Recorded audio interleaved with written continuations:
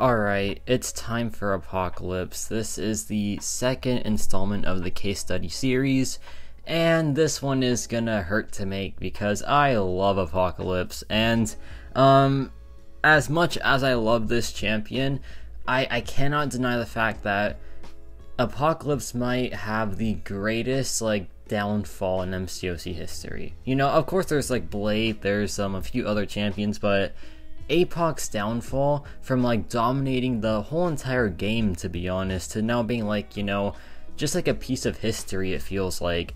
It's honestly absurd. And Apocalypse, there's a lot to talk about with him, right? Because he is one of the craziest characters ever when it comes to uniqueness, I feel like. So today we're gonna just let the gameplay do the talking, and then I'll talk about why I think that Apocalypse has fell off so badly. But here's one thing that I want to say first. This is a big disclaimer. I think Apocalypse is still a great champion, right? I just think that he just isn't what he used to be, if that makes sense. Before certain things happen, which I'll talk about later, this man was pretty much everyone's most wanted mutant champion in the game, right? Now I feel like people just target other mutant characters over this guy, and it's just dang man, I don't see this character running Battlegrounds, not even Alliance War anymore. I just do not see this champion anywhere. And let's go to the past now. Let's just go back in history, go back in time to 2020, October of 2020.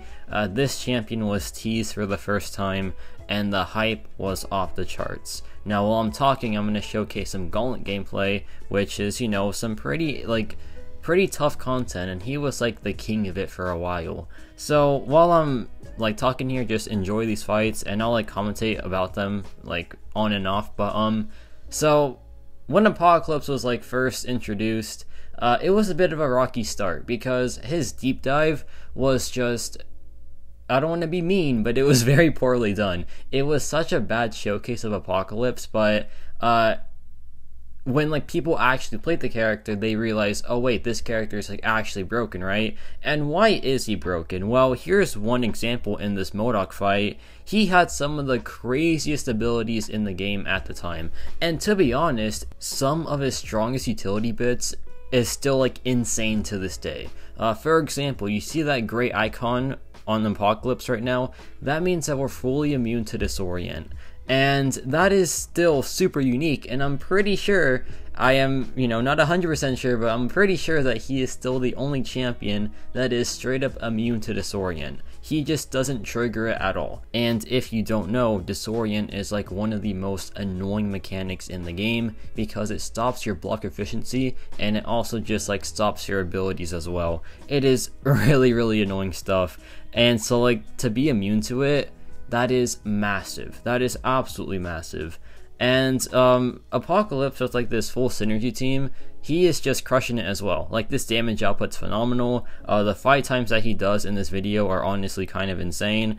And this was just I mean, it felt nice to do, right? It felt nice to make this video because I missed Apocalypse. I haven't used mine in ages, and seeing these fight times, this 1 minute fight time, seeing this incredible utility, it's dang, I really missed using this champion, and I wish I could use it more, but I really just can't, and we'll get to why later. But yeah, here we have Weapon X, simple gauntlet fight, and let's say Weapon X bleeds us, right? Because we get hit. Apocalypse goes immune to bleed over the course. I think how it works is you have to take that certain effect for 8 seconds, then he becomes immune to it. That goes for bleed, incinerate, and disorient. Those are 3 great immunities, really good immunities, and the bleed one especially, very clutch, very general. So yeah, it's a pretty good thing to be immune to. And yeah, it's an odd mechanic. I feel it doesn't work in some game modes for sure.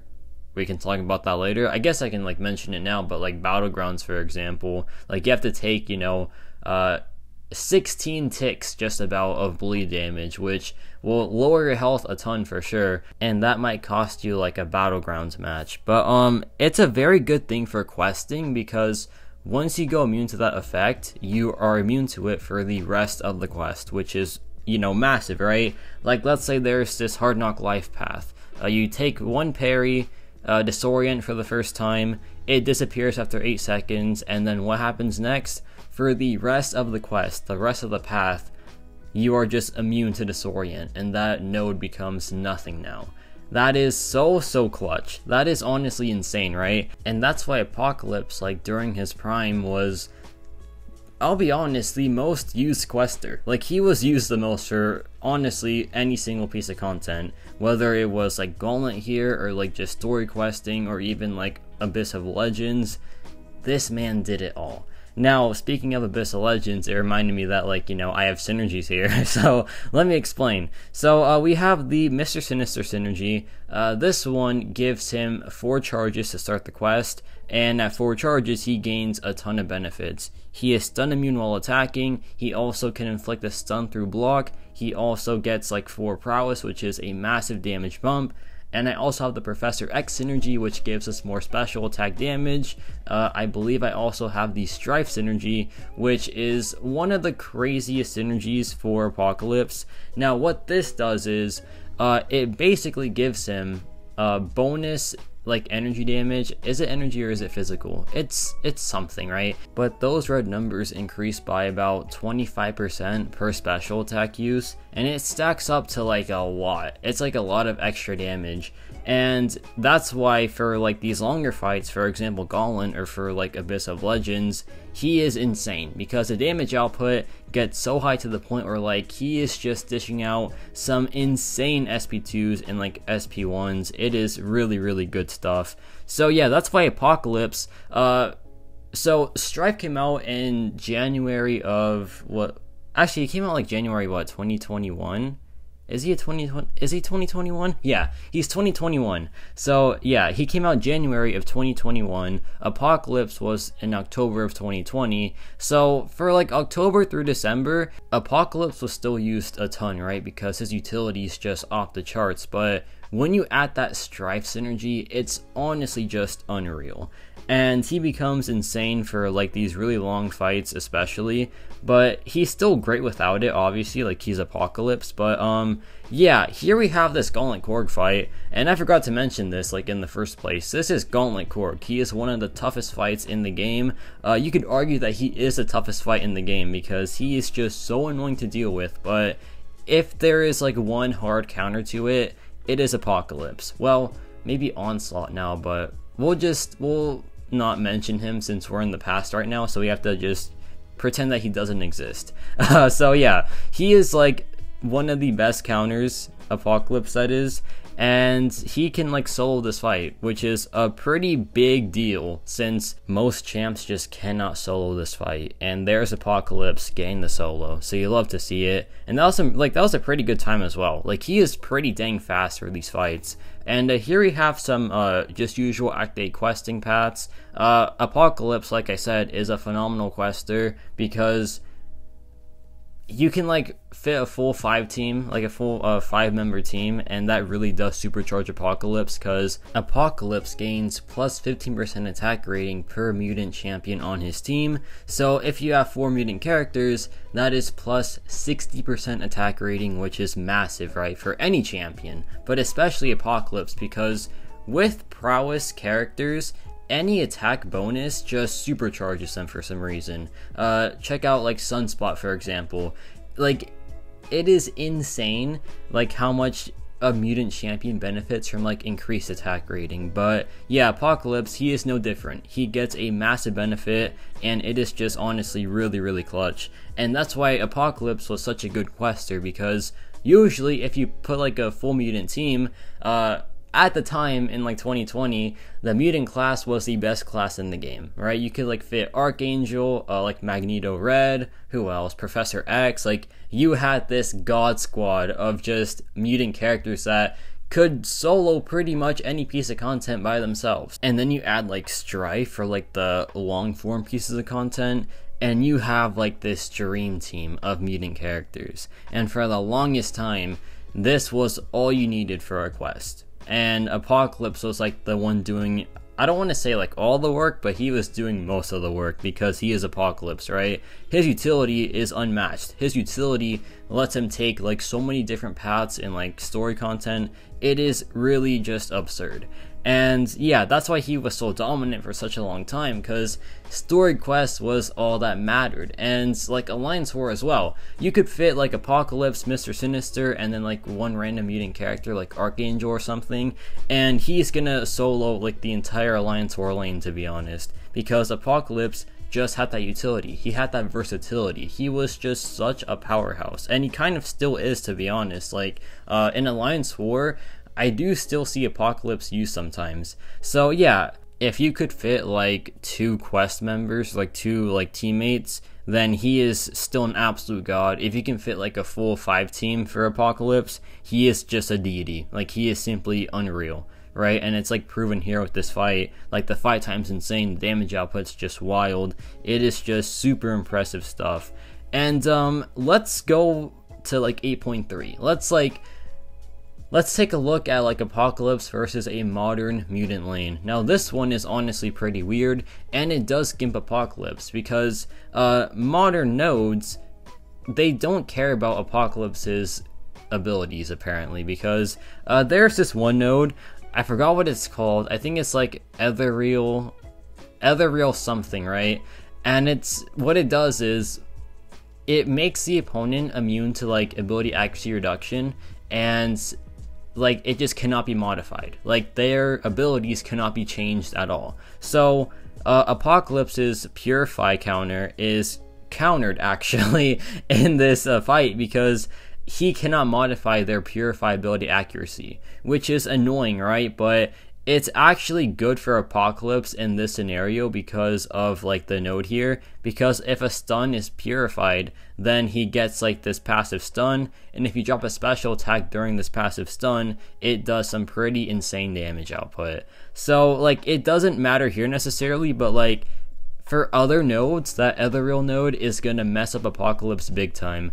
And I'm already talking about like some negatives to Apocalypse now, but I have to kind of ease into it. So yeah, bear with me here. But yeah, this quest node does scare me for sure, because if Kabam wanted to, they could just add this onto any like tough Purify lane, and Apocalypse just can't take it, because he gets like stopped big time by it. So yeah, like that's scary for sure. That can stop Apocalypse, it can stop a few other characters, but Apocalypse is a big one because he was the first one to do this, right? But thankfully, like, this actually does help Apocalypse for like this scenario, but in the future it might not help him, it will just harm him. So we'll have to see, but they love putting that node around. Like, it's so annoying, because it just like stops not just Apocalypse, but a lot of different characters.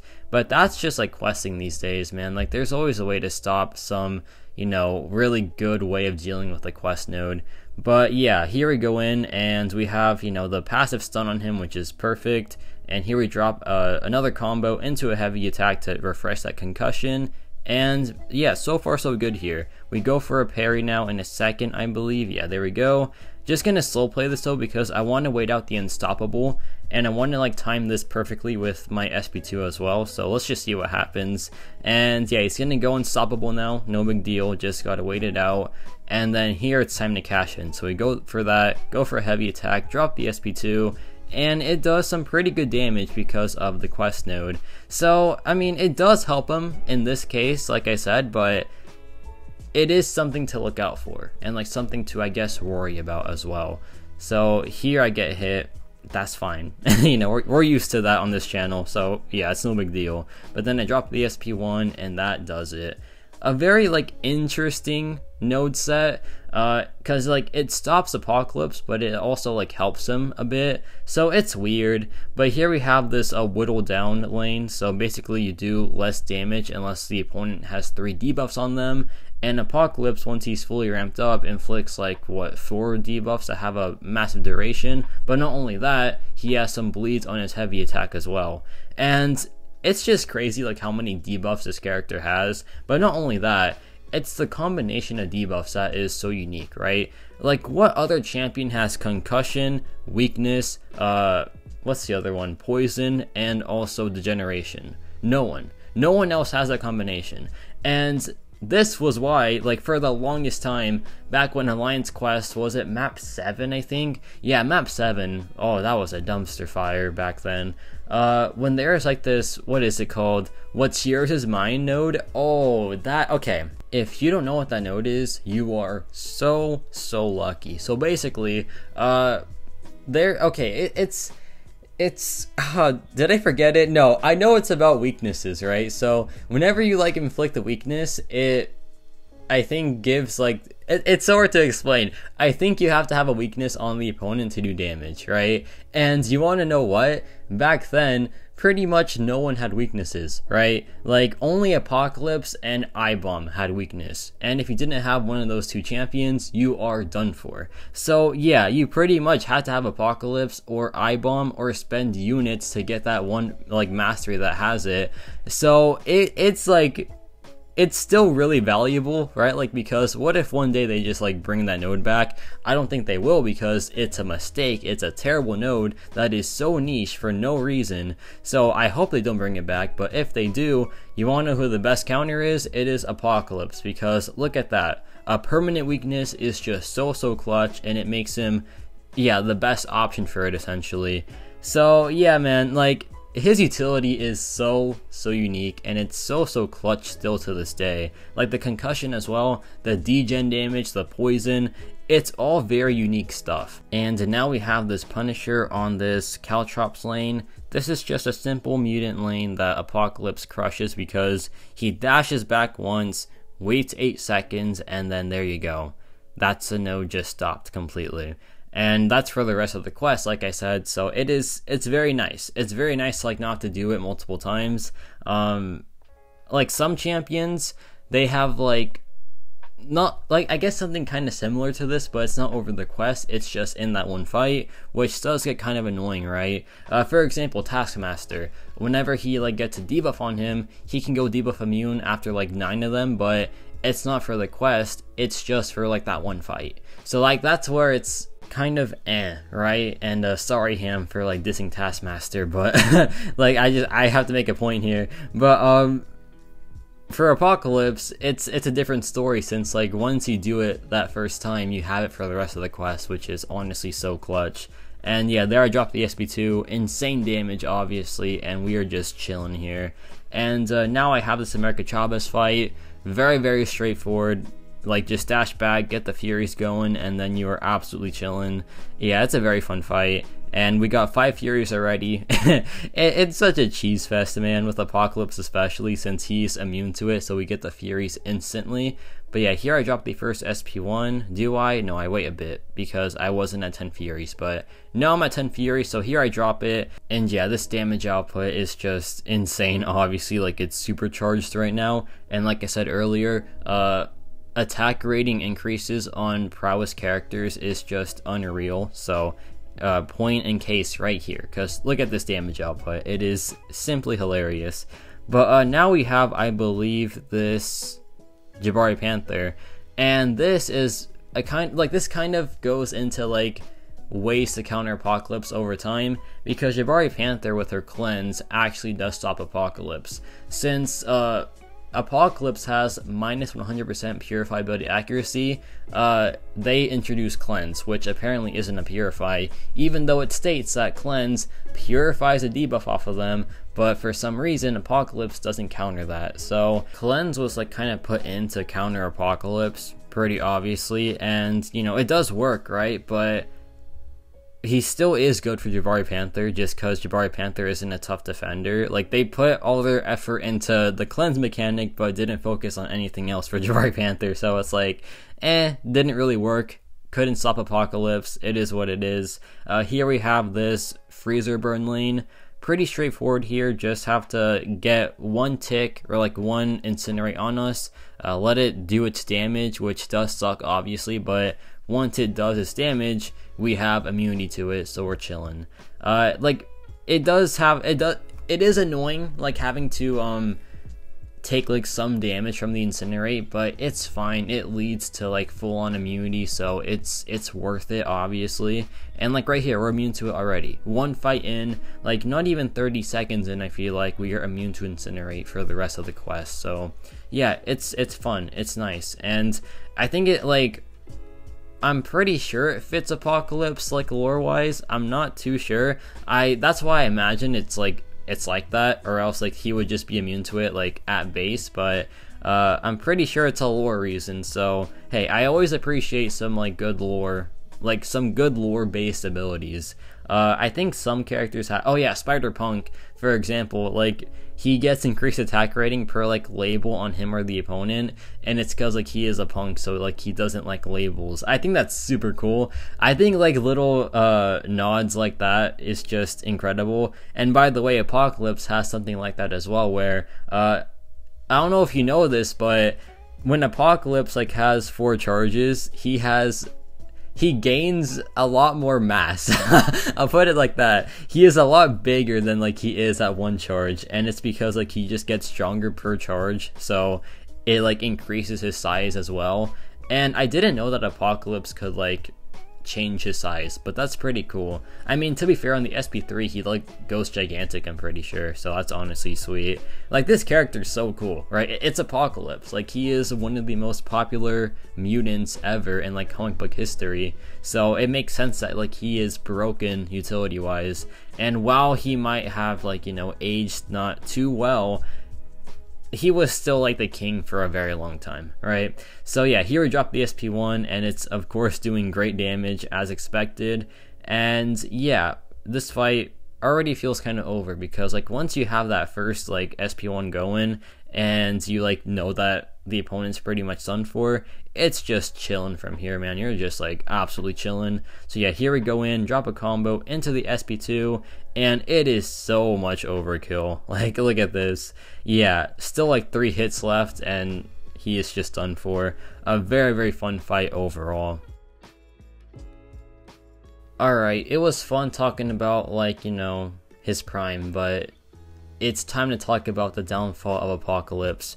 Now, what caused this downfall? Well, the main topic that I want to talk about is Battlegrounds. Well, the first main topic is Battlegrounds, right? So Apocalypse has been, you know, so dominant because with a full team, he is just unreal. Damage-wise, utility-wise, like, just, like, by all means, he is just insane, right?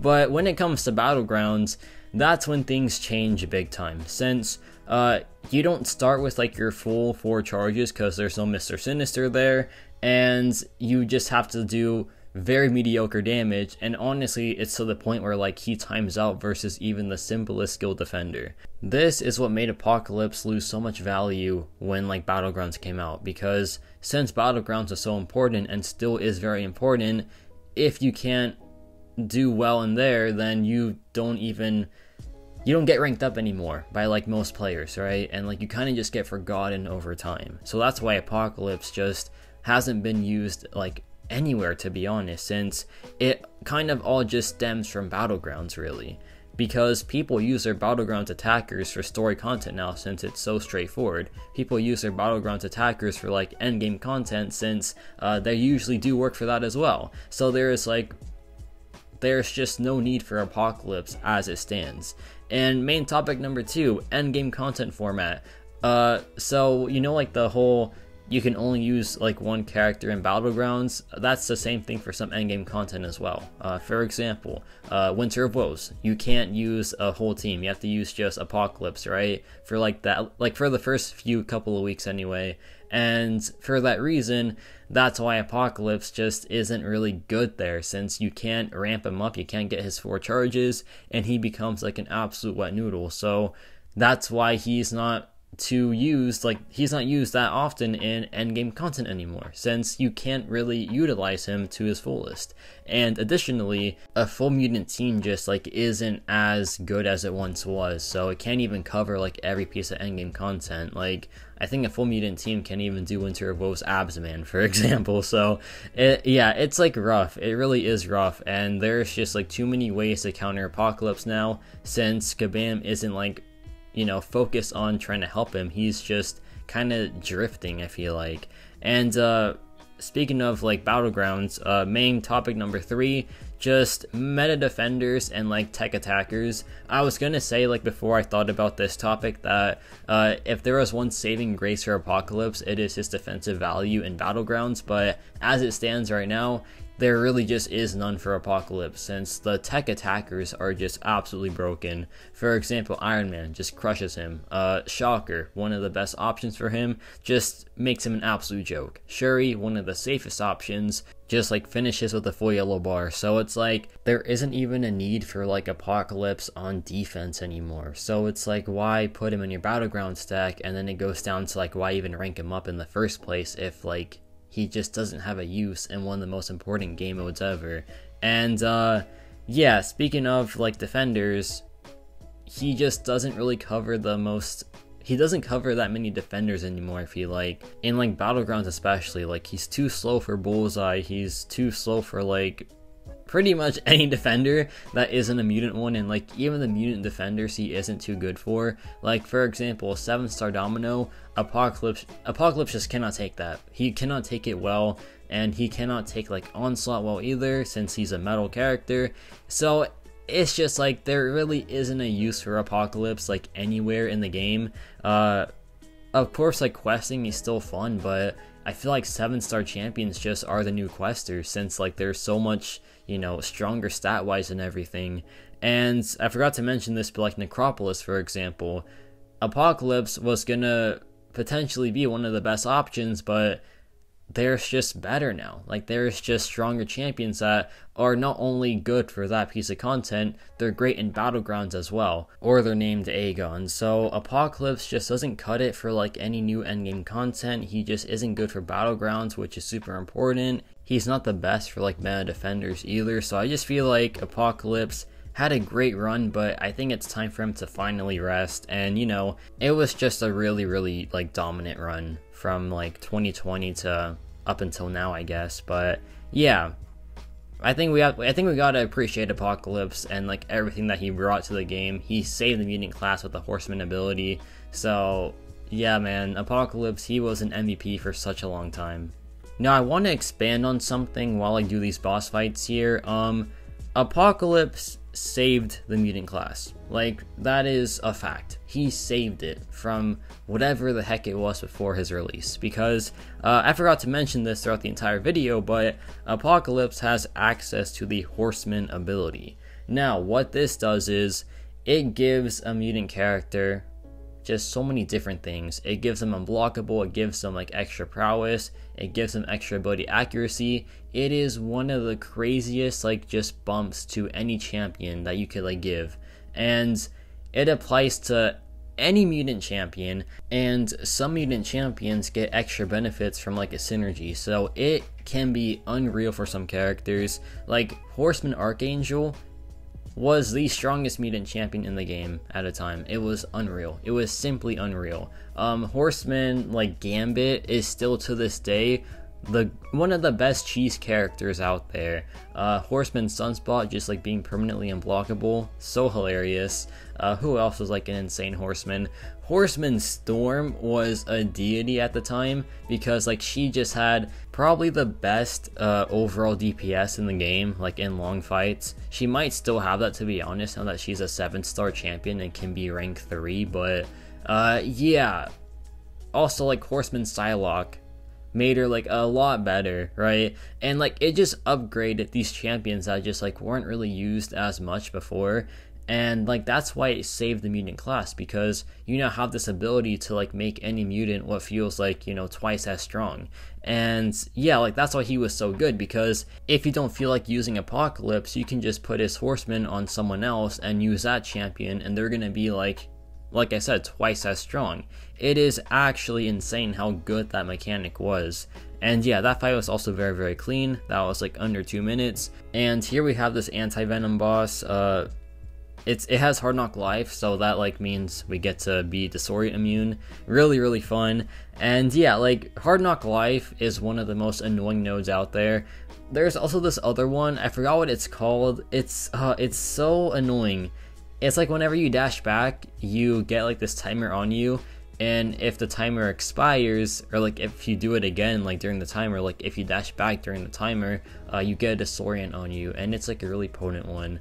And then there's also defective defense, which is so annoying. Defective defense is probably the worst node out there, because whenever the opponent hits your block, not even just a parry, like hits your block, it is a guaranteed disorient, and that stacks up like crazy. I think Kraven the Hunter has it in like Eternity of Pain, and it was such a mess. It was such an annoying fight for that reason, and like Apocalypse was the best option for that because he had like disorient immunity, which is so clutch. Well, actually, I don't think he was the best option, since like his damage output was just a bit too low, since he had to do it by himself, and you know, Apocalypse by himself just isn't really all that. So I mean, he was still good for it, obviously, because no other champion can counter disorient like he does.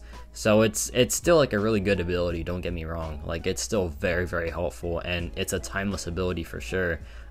You know, I think the mutant class is like known for being timeless, right? Like Archangel, a timeless champion, it feels like. Namor, a timeless signature ability. Apocalypse, like timeless utility. Like, the mutant class is honestly so nice, but it just like, it's not needed right now, and that's why like the mutant class has fallen off so hard.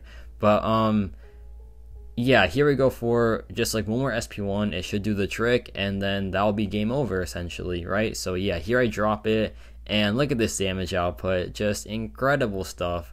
Really fun fight, and yet again under 2 minutes, so pretty sweet stuff there. Now we have this Kitty Pryde boss, and this one's a pretty interesting one.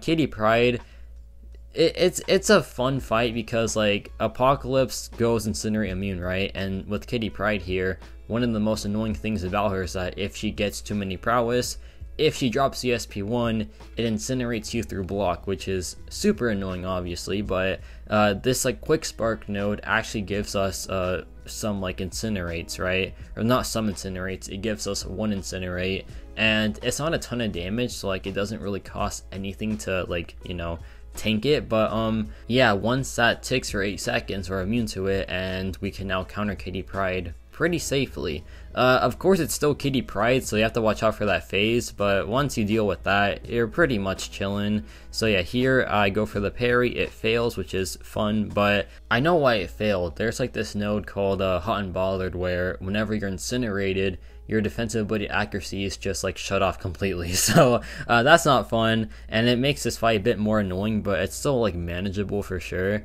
Here we go in, drop the SP2, and it does some pretty nasty damage. Yeah, very fun times here. Like, that SP2 is so awesome. It's like one of my favorites in the game, because it's like so menacing, right? First of all, it takes like 20 seconds, which is not good for like battlegrounds, but for questing, you know, you have all the time in the world when you quest. I mean, unless like you're busy, but there's no time limit, so you can just like enjoy the animations. And yeah, Apocalypse, he takes his time, to put it nicely. He definitely takes his time. So yeah, here I drop the SP1, and that ends the fight. Very fun one, very fast one at that. And yeah, that was like what, 1 minute and 31 seconds. Pretty good stuff there. So now we have this Mcoc boss, and this one's pretty interesting. It has heavy assault, but it also has a palette cleanser.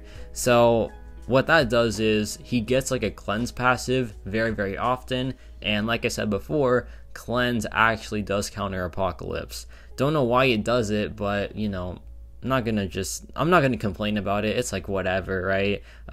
They obviously like wanted an Apocalypse counter, and to be fair, like cleanse is still very annoying to this day, because like most purify punishing characters, like they do work for it, but you know, the main purify punishment character was Apocalypse at the time, and it like really shut him off. But like Bishop still does, like, you know, he still does damage to the opponent if they cleanse, which is pretty neat. But yeah, Apocalypse, it's just he gets screwed over for some reason, but like it's obvious why, since he was so good at the time.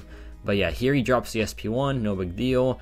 Here I go for a parry, it gets purified, expected. Here I drop the SP2, and yeah, like 17,000 burst damage, really good stuff here. And that one SP2 just did so much damage, man. It's so awesome, like how powerful this character still is when it comes to like damage output. It's just like it requires a lot to get to that at this point. So yeah, like he's still really fun, obviously, like that's a given. It's Apocalypse, like one of the best characters when it comes to animations. And yeah, like that fight was super clutch. And I feel like this is Apocalypse's swan song, right? I feel like this was the final fight where like Apocalypse felt like he was the best option for it. And this fight is insane with Apocalypse. He is crazy for it. Here I just forgot how the fight works, so I took that damage. It's fine. But yeah, so what you want to do is you want to like bait out the SP1, and then once like the trap is set, push her into it, and then you do like a lot of extra damage. So check this out. We're gonna bait out the heavy attack, go back in, drop the SP1, and look at this stuff. It is insane. Like the damage output is crazy in this like phase. Well, I mean like just the entire fight in general. Like it is a very fun fight with Apocalypse. And there is phase 1 done already, pretty fast, and now it's time for phase 2. Phase 2 is like the same thing, except you have to bait out the SP2 instead of the SP1, so it's no big deal. It's just as easy. There you can't do that though, I'll tell you that much, but that actually kind of helped us because it pushed her to like 2 bars of power, or like close to it, and yeah, that's honestly pretty clutch. So yeah, here we're gonna have to bait out the trap again. It's not ready, so I dropped the SP2, and yeah, look at this damage output. Absolutely unreal, just absolutely unreal. Then here I dropped the SP1, and yeah, crazy stuff, man, absolutely crazy stuff. There she like actually went out of the animation, which is very weird, but like it is what it is, I guess. And it's time for phase 3. We are just rolling through these phases, and yeah, Apocalypse is like one of the best options for this fight, and this was like the last fight where he was the best option for something, I feel like. So this was like one of the best send-offs for Apocalypse. Like he just crushes this fight. He is doing it so quickly right now. Like this is a final boss fight, by the way, and it feels like just like a regular boss, to be honest. But yeah, here the trap is set, so I go for the SP2 again. There she evades me, forgot about that, but it's okay. And yeah, here I'm gonna drop the SP2, and like that's so weird. Like she just doesn't, like I think her hitbox is too small or something, which is annoying, but it is what it is. Here I dropped the SP1, and it is now final phase time, so let's just get into it. Yeah, he just like breezed through those first 3 phases, man. That was insane. Like that damage output was just a bit unreal. So here she drops the SP1, no big deal. We have to bait out the SP2 to get like the first trap going, so let's just try to get that done. And yeah, check this out. We're gonna bait out the heavy attack, no big deal. Go back in, and she's at the SP2, not quite yet, but now she's at it, so we're chilling. And there she drops it, and now it's time to try to end this fight, because how this phase works is she doesn't like get rooted anymore, so you have to like just try to out damage her, because she doesn't get rooted, but like her corrupted armor gets weaker, so you have to just do like regular damage output, right? And yeah, like his regular damage output is pretty crazy, so it's gonna end the fight right here essentially. Just one more combo, one more heavy bait into the SP2, and that is the Black Widow Scatalis fight dealt with very easily. I think he is still like one of the best, if not the best option for it, because that was just insane. And yeah, like 3 minutes flat, pretty dang sweet. But yeah, case study of Apocalypse, you know, it was a fun one. It was kind of like, it hurt to make because I missed this champion big time, and like he is still very good like at what he was meant to like do in the first place, right? But it's just what he does is not really needed anymore, so it's kind of just like he's just like drifting in the battle realm right now. And you know, maybe one day he'll get like to be relevant again, but as it stands right now, it's just not the same really. But let me know your thoughts on Apocalypse, and yeah, that's about it for me.